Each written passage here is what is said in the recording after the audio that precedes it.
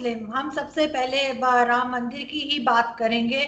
आप क्या समझते हैं कि आप सपोर्ट करते हैं या आपको कोई ऑब्जेक्शन है कि इस तरह से जो है एक मस्जिद को गिरा दिया गया, शहीद कर दिया गया और उसके ऊपर एक मंदिर बनने जा रहा है जो बकौल इंडियन गवर्नमेंट और इंडियन लोगों के इससे पहले यहाँ पे राम मंदिर था।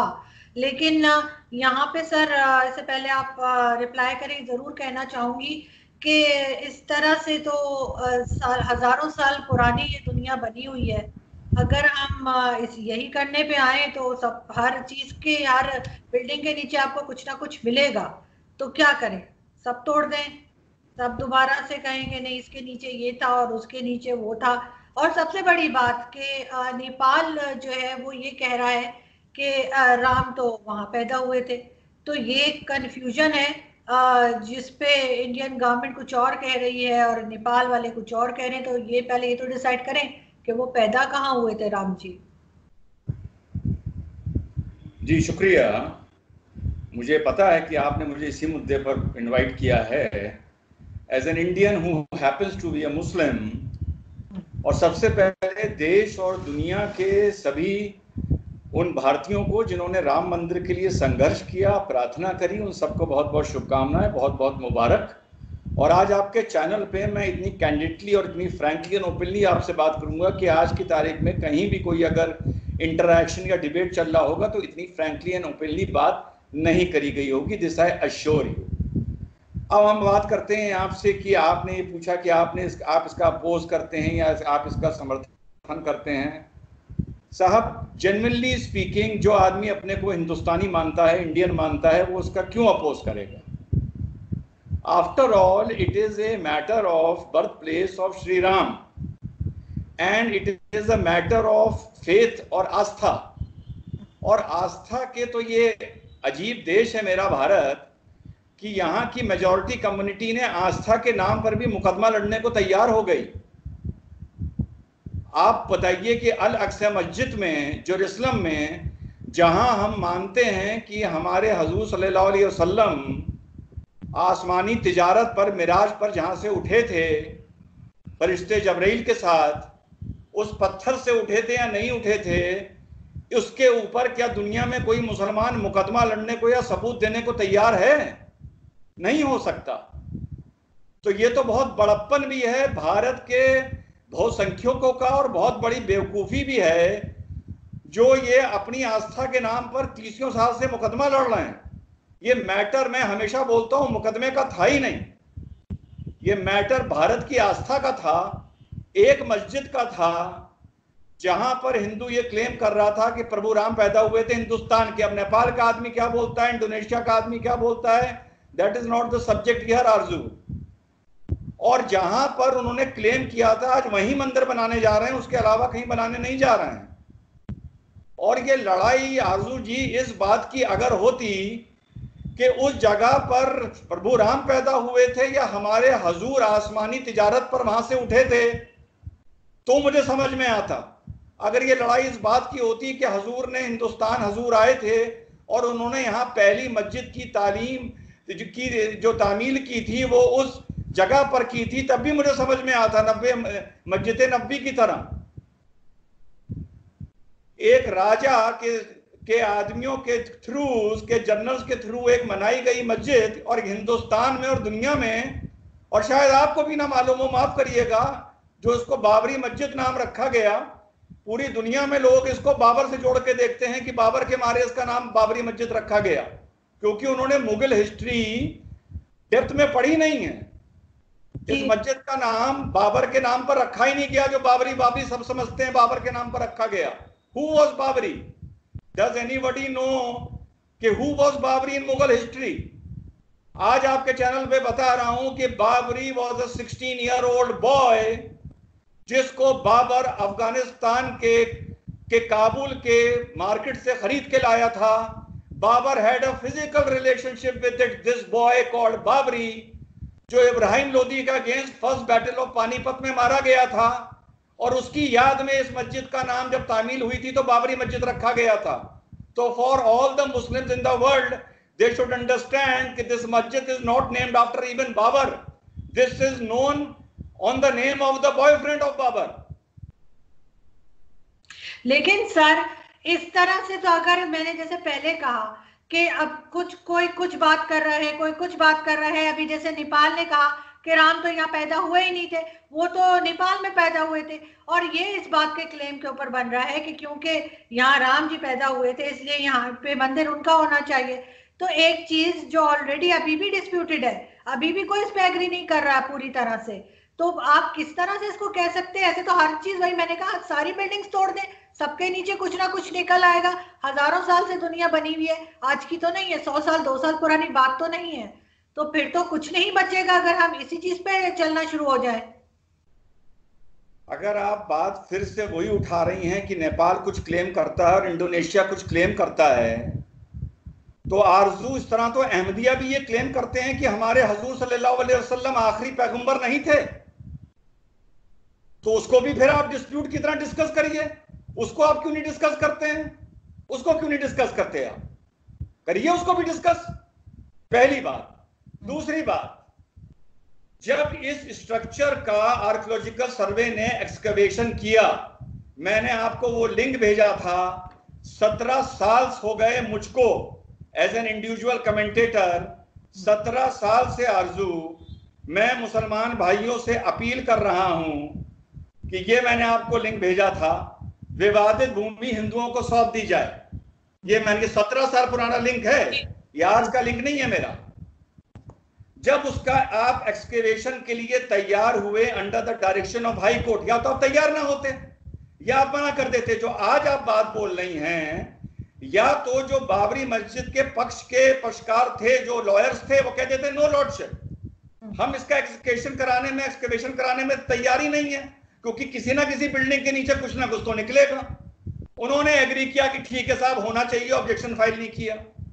जब इसका एक्सकवेशन होता है तो अंदर से ऐसा नहीं कि कुछ भी निकल आता है, अंदर से बाकायदा पिलर्स निकलते हैं, 36 दीवार निकलती है, मैन मेड स्ट्रक्चर निकलता है, जो मुस्लिम संस्कृति एंड मुस्लिम कल्चर से ताल्लुक नहीं रखता है। बात समझिएगा, मेरा आर्गुमेंट आरजू ये नहीं है कि राम यहां पैदा हुए थे या वहां पैदा हुए थे, this is not my argument. क्योंकि जैसा मैंने आपसे बताया, मेरा आर्गुमेंट ये नहीं है कि हजूर यानी इब्राहिम अलैहिस्सलाम अपने बच्चे को कुर्बानी के लिए इस पहाड़ी पर लेके गए थे या जेरूसलम लेके गए थे, ये मेरा आर्गुमेंट नहीं है। मैं कभी भी फेथ पर आरजू आर्ग्यू नहीं करता हूं।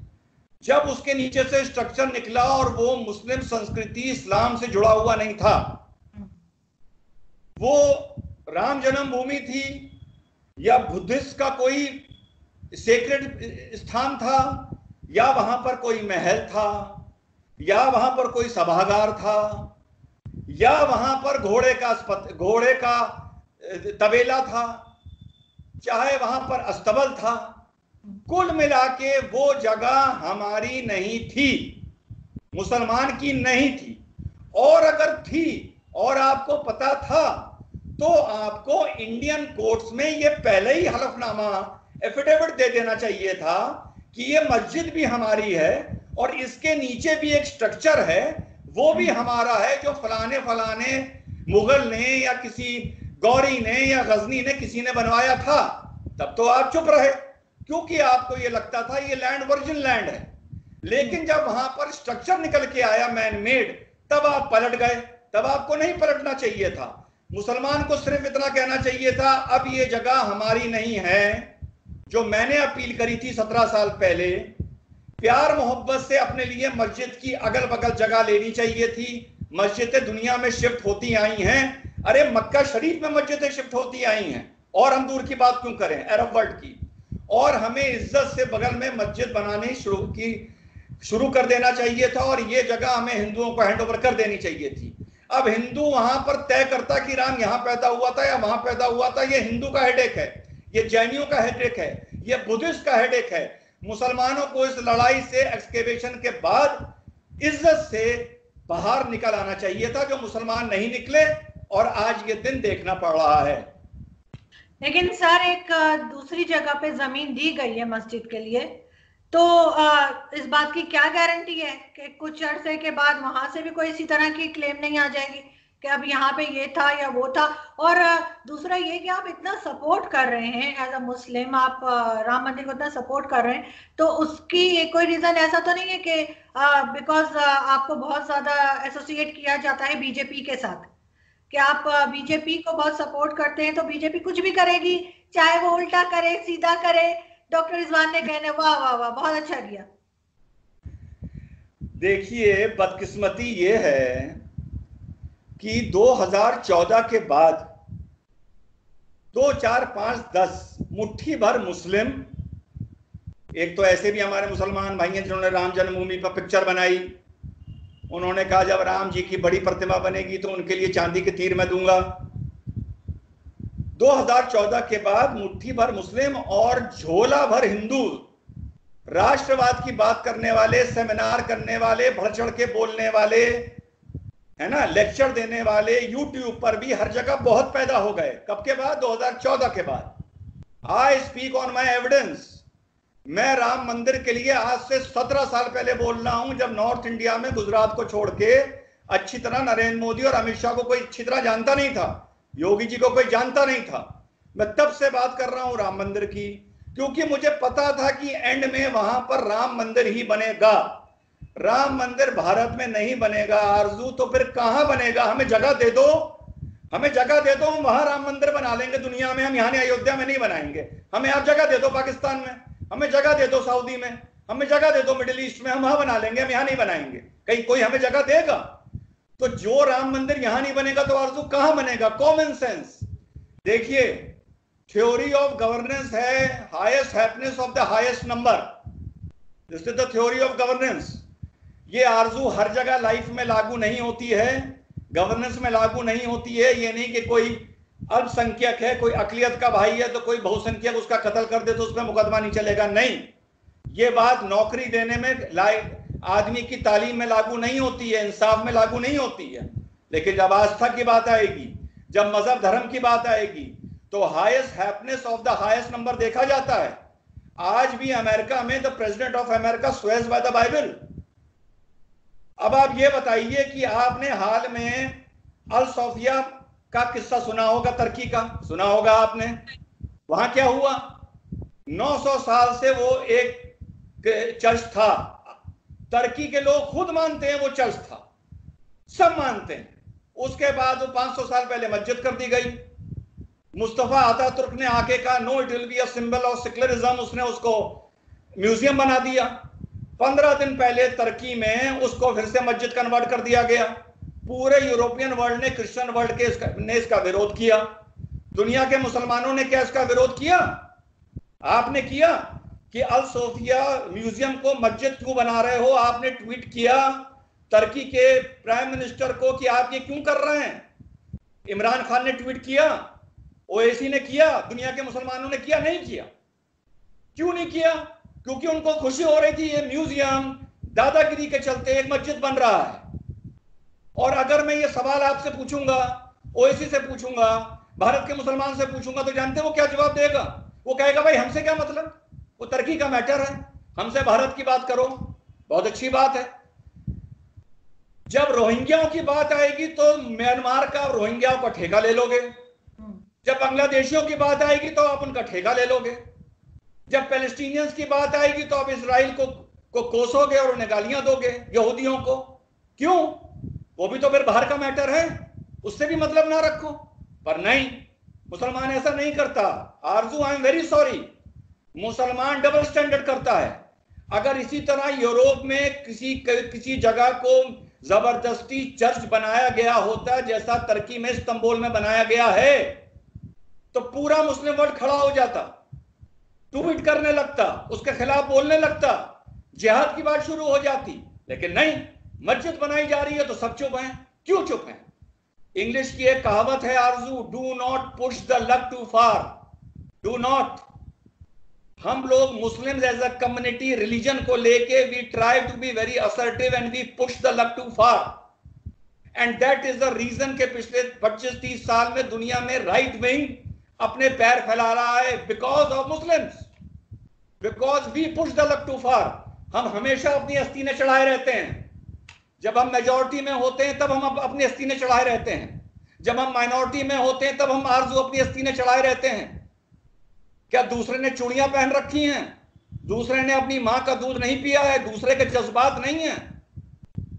लेकिन सबसे कम तो मैंने ये मुस्लिम कम्युनिटी को ही देखा है जो किसी चीज में खड़ी नहीं होती एक दूसरे के लिए। एक दूसरे के लिए मैंने कभी नहीं देखा कि मुस्लिम वर्ल्ड आगे बढ़ा हो और किसी के ऊपर अगर कुछ हो रहा है तो किसी ने बात की हो। दूसरा ये जिस तरह से सर अभी बना रहे हैं, राम मंदिर बना रहे हैं, तो जो जमीन मस्जिद के लिए दी थी वो जमीन मंदिर के लिए भी दे सकते थे। इतना बड़ा झगड़ा करने की, एक मस्जिद को इस तरह से गिरा देने की, शहीद कर देने की क्या जरूरत थी? जाते दूसरी जमीन मौजूद थी वहां पे राम मंदिर बना लेते, झगड़ा ही ना खड़ा होता।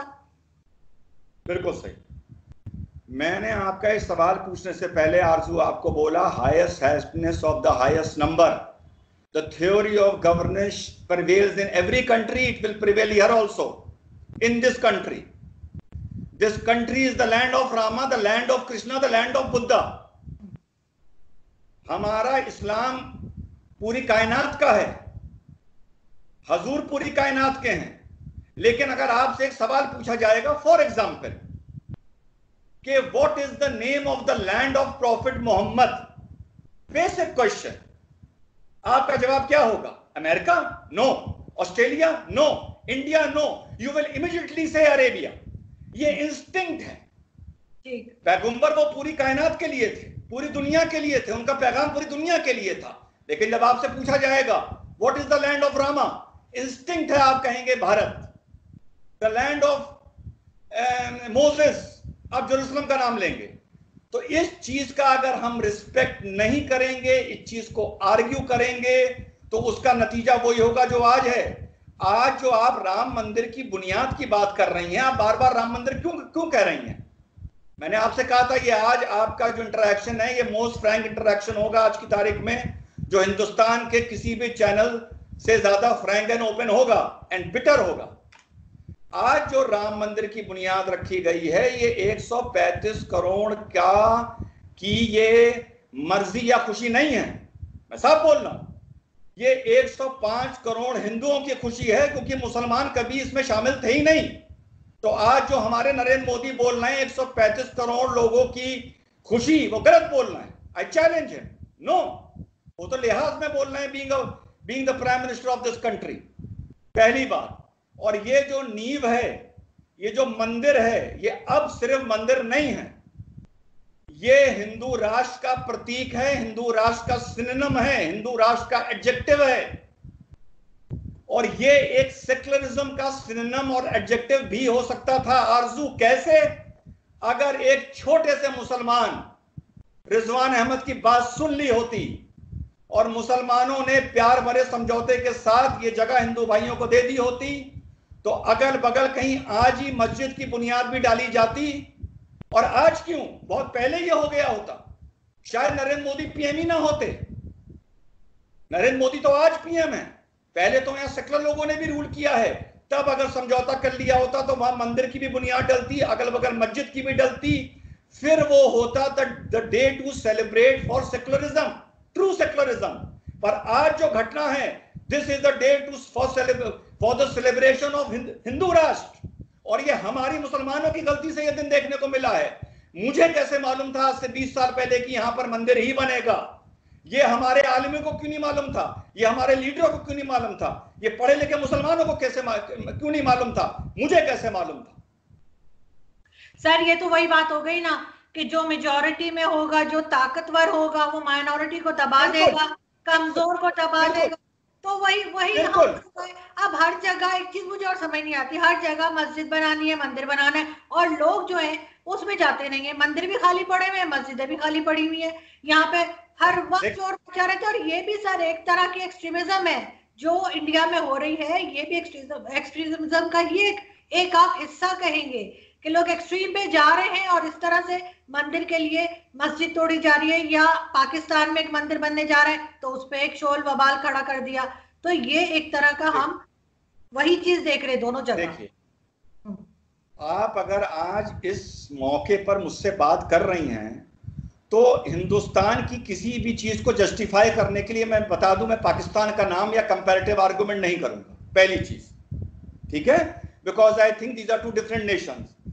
आप जो बात बोल रही हैं मेजॉरिटिज्म की, एक्सट्रीमिज्म की, मैं उसको पहले बोलूंगा मेजॉरिटिज्म, ना कि एक्सट्रीमिज्म।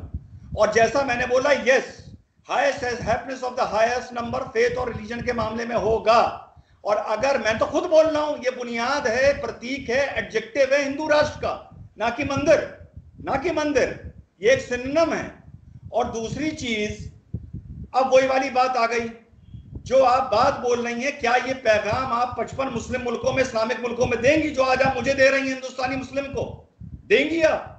अगर आपको ये पैगाम देना था तो आपने ये बात ट्वीट करके टर्की के प्राइम मिनिस्टर से कही कि आप उसे मस्जिद क्यों बना रहे हैं। आप मुझे वो ट्वीट दिखा दीजिए कि आपने ऑब्जेक्शन किया, मैं आपके आगे हाथ खड़े कर दूंगा। आप मुझे वो ट्वीट दिखाइए कि आपने टर्की में उस जगह को जबरदस्ती जो मस्जिद बनाया गया है 15 दिन पहले, आपने उसका ऑब्जेक्शन किया, और दुनिया के कौन कौन से मुसलमानों ने उसका ऑब्जेक्शन किया।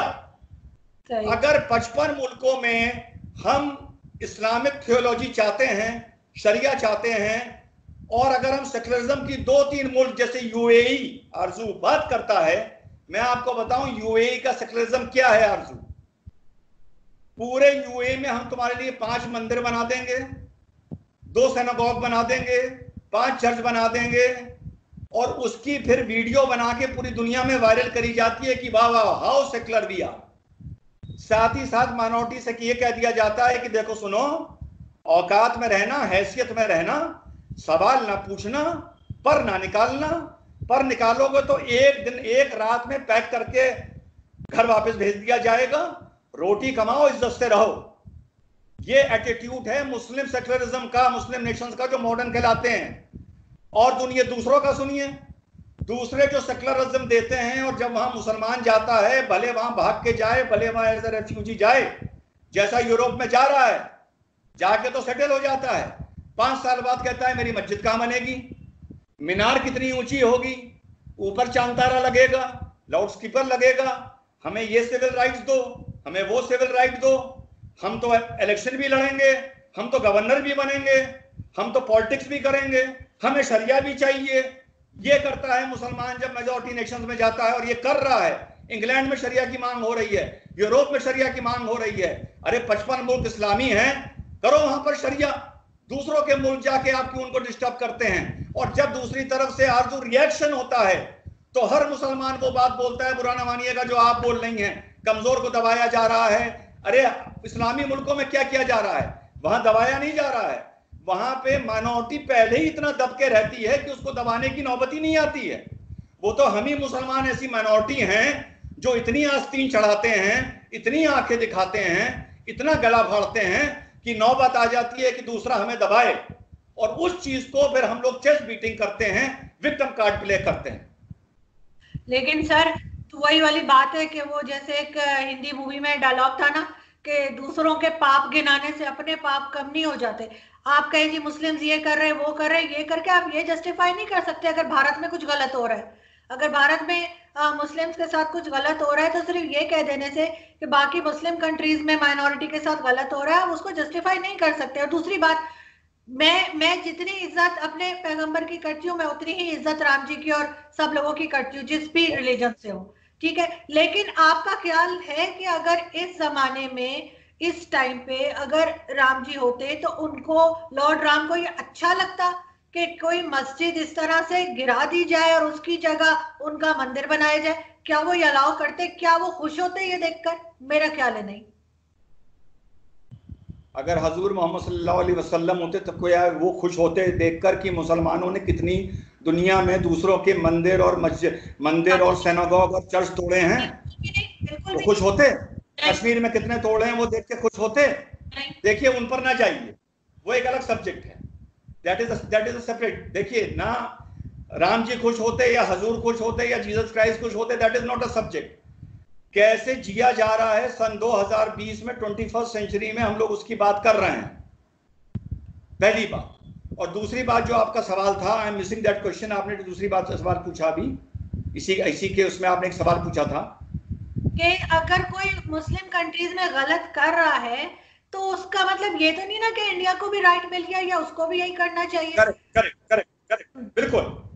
मैंने आपसे पहले कहा highest happiness of the highest number हर जगह इंप्लीमेंट नहीं होती। यस, अगर कोई मुस्लिम बच्चा लायक है और उसको नौकरी नहीं दी जा रही और मेरे पास वो मैटर आए तो मैं खुल के बोलूंगा।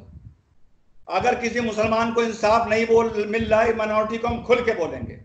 अगर गौ रक्षा के नाम पर भारत में गौ लिंचिंग हो रही है, मैं उसके खिलाफ खुल के बोलूंगा, उसका घोर विरोध करूंगा, बिल्कुल करूंगा। अगर कोई जुल्म हो रहा है उसके खिलाफ बोलूंगा, लेकिन इट इज बाउंड के कंपैरिजन करना पड़ेगा। It is bound, it is human. क्या मुसलमान कश्मीरी पंडित के खिलाफ बोला जो उनको मार मार के कश्मीरी पंडित को भगाया गया? क्या पाकिस्तान बोला? क्या उनके वहां मंदिर नहीं थे जो जलाए गए और तोड़े गए? मैं अपनी आंख से देख के आया हूं, मैंने वीडियोग्राफी करी है। सोसाइटी धीरे धीरे इन्वॉल्व होती है आरजू, और वो एक दूसरे को देख के होती है, ना कि श्री राम और जीसस क्राइस्ट और हजूर को देख के। एक दूसरे को देख के होती है, एक दूसरे को देख के आपस में मोहब्बत भी होती है और एक दूसरे को देख के आपस में नफरत भी होती है। और चूड़ियां किसी ने नहीं पहन रखी, जज्बात सब में हैं। मुसलमान ये ना माना करे कि जज्बात सिर्फ उसी में है, जोश सिर्फ उसी में है, दम सिर्फ उसी में है। ये सबसे बड़ी गलती करता है मुसलमान। सब में जोश है, सब में दम है, और सबको पत्थर उठाना आता है और सबको तलवार उठानी आती है। सो एज अ कम्युनिटी जहां हम मेजॉरिटी में हैं, हमको ये ध्यान रखना चाहिए कि हम अपनी माइनॉरिटी को कितनी रिलीजियस लिबर्टी दे रहे हैं। World is a global community now. हम ये नहीं कर सकते कि हमें उससे नहीं मतलब, हमें उससे नहीं मतलब। अब जो टर्की में घटना हुई है, रशिया ने, यूरोप ने, ग्रीस ने जो इसका विरोध किया है, आपको क्या लगता है इसका स्पिल ओवर कहीं नहीं होगा? सारी क्रिश्चियन कम्युनिटी भूल जाएगी। आप भूलते या हम भूलते कि जबरदस्ती कहीं अगर चर्च बना दिया जाता यूरोप में, इतनी हिस्टोरिकल बिल्डिंग में, तो भूलते? नहीं भूलते। तो वो क्यों भूलेंगे? फिर हम लोग कह देते हैं साहब वो उस मुल्क की बात है, उस मुल्क की बात है, ईंट का जवाब पत्थर से नहीं होता। माफी चाहूंगा, आजकल के जमाने में ईंट का जवाब पत्थर ही से होता है। और जो हम लोग चाइना की बात करते हैं, यूगर मुस्लिम्स की बात करते हैं, उनको जो वहां पर परेशान किया जा रहा है, चाइना उनसे यह कहता है कि आपको इस चीज के दायरे में रहना होगा। जब वो अपनी ऑटोनॉमी असर्ट करते हैं, तब चाइना ने उन पर शिकंजा लगाना शुरू किया, जुल्म करने शुरू करे। मानता हूं इसी तरह जो 55 मुस्लिम मुल्क हैं, अरे आरजू वो दिन तो आने दीजिए जहां वहां पर माइनॉरिटी अपने लिए ऑटोनॉमी मांगेगी, अपने लिए रिलीजियस एब्सोल्यूट फ्रीडम मांगेगी। वो दिन तो आने दीजिए आप। फिर अब देखिएगा एक एक मुस्लिम मुल्क में चाइना होगा, एक एक मुस्लिम मुल्क में माइनॉरिटी के लिए कंसंट्रेशन कैंप्स होंगे। We should know the truth about our community. Sir मुझे एक चीज बताइए लास्ट में, आप कि आपको लगता नहीं कि आप जैसे लोग जो इतने पढ़े लिखे हैं, इतनी अच्छी बात करते हैं, आप इस चीज को सपोर्ट करके एक तरह का स्टार्ट ले रहे हैं कि कम से कम भारत में या बाहर बहुत सी ऐसी मस्जिदें हो सकती हैं, मसाजिद जिनके नीचे कोई मंदिर हो या कुछ और हो, कोई गुरुद्वारा हो, ये आप एक तरह का स्टार्ट नहीं ले रहे हैं कि ये चीज अब शुरू हो जाए, हर जगह पे यही दावा हो कि जिसके नीचे ये था और इसके नीचे वो था, ये करके मजीद इस तरह से मुसलमानों को तकलीफ नहीं दी जाएगी आपके ख्याल से? आप बार बार मुसलमानों की तकलीफ की बात करती हैं, आप मुस्लिम मुल्कों में माइनॉरिटी की तकलीफ की बात बिल्कुल नहीं करती हैं। उनके एस्पिरेशंस की, उनकी ख्वाहिशों की बात आरजू आप नहीं कर रही हैं। और अगर आप ये कह रही हैं कि ये हर जगह होगा, अरे ये तो ऑलरेडी हर जगह हो रहा है, सिवाय क्रिश्चियन वर्ल्ड के और हिंदू वर्ल्ड के। ये तो सब मुस्लिम नेशंस में हो रहा है। आप क्या समझते हैं कि मुस्लिम नेशंस में, इवन मोस्ट मॉडर्न मुस्लिम नेशन में, माइनॉरिटीज को एब्सोल्यूट राइट ऑफ फ्रीडम है, एब्सोल्यूट राइट ऑफ असर्शन है, absolute right of aspiration, religious aspiration है? नहीं है। ये तो जो अब हो रहा है, यही तो उन चीजों का जवाब है जो मैं आपसे बता रहा हूं। देखिए 500 साल पहले साफिया चर्च को, हागिया साफिया चर्च को यहां पर मस्जिद बनाया गया तुर्की में। 500 साल पहले, 900 साल से वो चर्च था। आज 15 दिन पहले उसको फिर से मस्जिद बना दिया गया। इसका मतलब 500 साल में मुसलमान के सोचने का तरीका मजहबी दादागिरी को लेके नहीं बदला, नहीं बदला, 500 साल में नहीं बदला। और आप समझते हैं कि दूसरी जो कौम है वो इस पर रिएक्शन ही नहीं करेंगी। क्यों नहीं करेंगी? बिल्कुल करेंगी, और करना चाहिए, बिल्कुल करना चाहिए। सेकुलरिज्म के नाम का मतलब ये नहीं है कि एक आदमी टेंट्रम करता रहे, जिद करता रहे, और दूसरा सेकुलरिज्म के नाम पर उसको बर्दाश्त करता रहे। There has to be a time जहां गिलास से पानी बाहर बहेगा, और वो टाइम अब दुनिया में आ गया है। और मुसलमान को ये चीज सोचनी चाहिए कि राम मंदिर का निर्माण आज ही मस्जिद की बुनियाद भी रखी जाती और देश का प्रधानमंत्री वहां भी जाता और ये सेकुलरिज्म की जीत होती, लेकिन सिर्फ मुसलमान की जिद ने। आज मैं साफ बता रहा हूं, आज जो दिन है ये देश के हिंदुओं के लिए और दुनिया के हिंदुओं के लिए एक मुबारक का दिन है, ना कि मुसलमानों के लिए। पर अगर मुसलमान ने अकल से काम लिया होता, जज्बात और होश से काम लिया होता, तो आज ये दोनों के लिए एक मुबारक दिन होता और एक नए युग की एक नई मिसाल और एक नई सेंचुरी शुरू होती ब्रदरहुड की। We have missed the bus and we will suffer in the future also. I want the Muslims. बिल्कुल ठीक, और हम यही उम्मीद करते हैं सर कि आगे जो है इस तरह का कोई टेंशन ना हो, कोई स्ट्रेस ना आए। सर आपकी आवाज नहीं आ रही, मुझे आपकी आवाज नहीं आ रही, एक सेकेंड। हेलो, आपकी आवाज नहीं आ रही थी सर, थोड़ा शायद इंटरनेट कनेक्शन का कोई इशू। हाँ, आप कुछ कह रहे थे, आप कंप्लीट करिए पहले। आवाज आ रही है? जी अब आ रही है।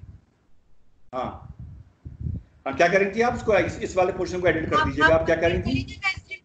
मैं सिर्फ यही कह रही थी कि हम उम्मीद करते हैं कि आगे इस तरह से, इस वजह से, बाबरी मस्जिद की वजह से या राम मंदिर की वजह से मजीद कोई झगड़ा, लड़ाई झगड़ा, ये टेंशन नहीं हो, हर जगह लोग आराम से रहें। देखिए, जब बबूल बोएंगे तो बबूल ही काटना पड़ेगा। अब वो हमको चुपता है या दूसरों को चपता है ये वक्त बताएगा। बबूल बो के आम नहीं मिलता। और मजहबी जज्बातों को लेके, चाहे हम मेजॉरिटी में मुसलमान हों चाहे हम माइनॉरिटी में मुसलमान हों, हमें एक लाइन ड्रॉ करनी नहीं आती कि दूसरा हमारी किस लेवल तक हमें बर्दाश्त करेगा, हमारे टेंट्रम, हमारी जिद, हमारा असर्शन, हमारा मजहबी दबाव दूसरा कब तक बर्दाश्त करेगा। और मजे की बात यह है कि जब दूसरा रिएक्शन करता है तब हम ये रियलाइज करते हैं और हम फिर विक्टिम कार्ड खेलना प्ले करते हैं। उससे पहले हम ये रियलाइज नहीं करते हैं। क्यों यूरोप में शरिया की बात हो रही है, क्यों इंग्लैंड में शरिया की बात हो रही है? आप जानते हैं हो रही है, क्यों हो रही है? अब आप शरिया की बात आज कर रहे हैं, कल को वहां भी राइट विंग स्ट्रांग होगा, वो फिर दबाव करेगा। अब जब वो दबाव करेगा तो मुसलमान कहेगा हम पे जुल्म हो रहे हैं। अरे भाई, शरिया बहुत मुबारक चीज है, बहुत अच्छी चीज है। 55-56 इस्लामिक मुल्क हैं, करो ना शरिया, कौन मना कर रहा है? सुबह शाम शरिया करो, कौन मना कर रहा है? दूसरा मुल्क जो मॉडर्न हो जाता है, जो सेकुलरिज्म की बात करता है, वहां जाके आप उस सेकुलरिज्म को डिस्टर्ब करते हैं, क्योंकि आपका सेकुलरिज्म दो तरफा चलता है। जब आप मेजॉरिटी में होते हैं तो सेकुलरिज्म की अलग परिभाषा होती है, जब माइनॉरिटी में होते हैं सेकुलरिज्म की अलग परिभाषा होती है। जब आप माइनॉरिटी में होते हैं तब फंडामेंटल राइट की बात करते हैं, फ्रीडम ऑफ स्पीच की बात करते हैं, एब्सोल्यूट फ्रीडम ऑफ रिलीजन की बात करते हैं, शरिया की बात करते हैं। जब आप मेजॉरिटी में होते हैं तब भी आप शरिया की बात करते हैं। अरे भाई, आपको तो दोनों तरफ शरिया की बात करनी है, तो भैया फिर अपना कोई जहां बसा लीजिए, अपना कोई प्लेनेट बसा लीजिए, वहीं मुसलमान चैन से रह सकता है। और मुझे तो यकीन है अगर अपना प्लेनेट भी बसा लेगा वहां भी चैन से नहीं रह पाएगा। बिल्कुल सही, लेकिन मैं उम्मीद यही करती हूँ और आई विश के सब अमन से रहें और सुकून से रहें। बहुत शुक्रिया सर कि आपने ज्वाइन किया। Thank you so much. Thank you so much. Thank you so much. अल्लाह हाफ़िज़। Thank you.